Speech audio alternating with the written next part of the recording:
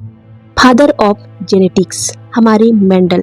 कई महान कलाकारों की तरह मेंडल के काम को भी उनकी मृत्यु के बाद ही सराहना दी गई और अब इन्हें जेनेटिक्स का जनक या फादर ऑफ जेनेटिक्स कहा जाता है।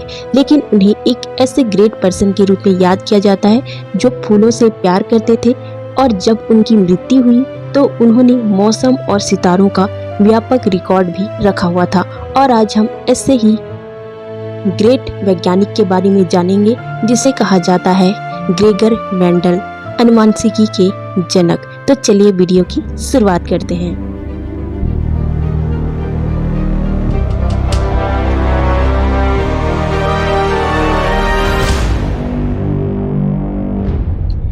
मेंडल का जन्म 22 जुलाई 1822 को नॉर्थन मोराविया के एक गांव में हुआ था। उनका जन्म एक गरीब किसान के परिवार में हुआ था जो कि अब चेक रिपब्लिक का हिस्सा है। उनका परिवार शिक्षा को बहुत ही ज़्यादा महत्व देता था, पर उनके पास उन्हें स्कूल भेजने के लिए बहुत ही कम संसाधन थे। इसीलिए उन्हें अपनी शिक्षा का खर्च उठाने के लिए बहुत ही संघर्ष करना पड़ा था। जब मेंडल बड़े हुए तो उनकी प्रोफेसर ने मेंडल को लेकर ऑगस्टीनियन मॉन्क को एक रिकमेंडेशन दिया। उन्होंने रिकमेंड किया कि जो हमारे मेंडल हैं वो एक अच्छे मॉन्क बन सकते हैं, पर हमारे जो मेंडल थे वो अभी तक नहीं सोच पाए थे इस बारे में कि वो मॉन्क बन सकते हैं या नहीं बन सकते। बट लास्ट में मेंडल 7 सितंबर 1843 को मॉन्क के रूप में एडमिटेड हो गए। इसके बाद उन्होंने अपने आगे की शिक्षा जारी रखी और वो यूनिवर्सिटी ऑफ वियना में अपना जो शिक्षण है उसको प्राप्त करते गए। वहाँ पे उन्हें एक अपने नए टैलेंट के बारे में जानकारी मिली और वो टैलेंट था टीचिंग का। बट यहाँ पे दिलचस्प बात ये है कि वो 2 बार टीचिंग सर्टिफिकेट एग्ज़ाम में पास नहीं हो पाए थे। दरअसल मेंडल जो थे वो बहुत ही शर्मीले और स्वान स्वभाव के थे। हो सकता है कि जब एग्ज़ाम का ओरल पार्ट हो या मौखिक एग्ज़ाम हो उस दौरान वो इसे क्रैक ना कर पाए हों, और इसीलिए ही 2 बार मेंडल उस दौरान टीचिंग सर्टिफिकेट एग्ज़ाम में फेल हो गए थे।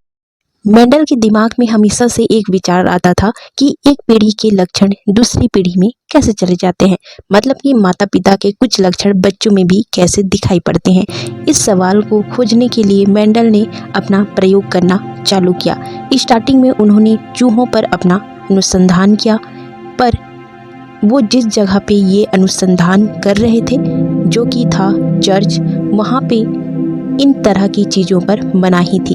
इसीलिए अब मेंडल ने चूहों को छोड़कर मटर के पौधों को अपने प्रयोग के लिए चुना था।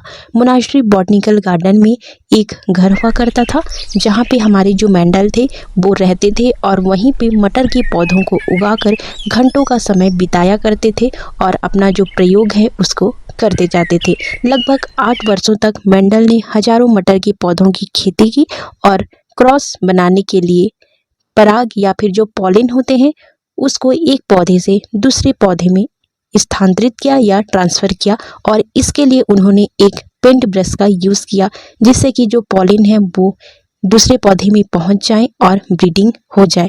इसमें वो अलग अलग गुणों वाले पौधे को लेते थे, उनमें ब्रीडिंग करवाते थे। मेंडल ने अपने प्रयोगों के दौरान पौधों के 7 तरहों के गुण को बताया था। मेंडल ने इन मटर के पौधों में कई सालों तक परीक्षण किया, प्रयोग किया, और इसके रिजल्ट से इन्होंने 3 प्रकार के लॉ दिए। पहला है लॉ ऑफ डोमिनेंस, दूसरा है लॉ ऑफ सेग्रीगेशन, तीसरा है लॉ ऑफ इंडिपेंडेंट असॉर्टमेंट। तो ग्रेगर जॉन मेंडल ने जब यह महान खोज की थी तब उनकी इस खोज को वैज्ञानिक जगत में मान्यता नहीं मिली थी। कई वर्षों बाद ह्यूगो राइस नामक वैज्ञानिक ने इनके नियमों को समझाया। मेंडल ने एक बार कहा भी था मेरा समय आएगा, लेकिन उनके काम की सराहना के लिए 30 साल से अधिक का समय लग गया। मटर के बाद विज्ञान में अपनी रुचि जारी रखी। उन्होंने हॉकवीड मधुमक्खियों के साथ क्रॉस ब्रीडिंग प्रयोगों का प्रयास किया और मौसम संबंधी खगोलीय डेटा के एक सावधानीपूर्वक रिकॉर्ड कीपर बन गए थे। वो 61 साल की उम्र में मेंडल का किडनी फेल हो गया और इसी वजह से उनकी मृत्यु हो गई। तो इस प्रकार से मेंडल, जो कि एक किसान के बेटे थे, उन्होंने एक मॉन्क से लेकर एक टीचर से लेकर एक वैज्ञानिक बनने तक का सफ़र तय किया और इस पृथ्वी को अलविदा कह दिया। दोस्तों, आज का वीडियो ख़त्म करते हैं।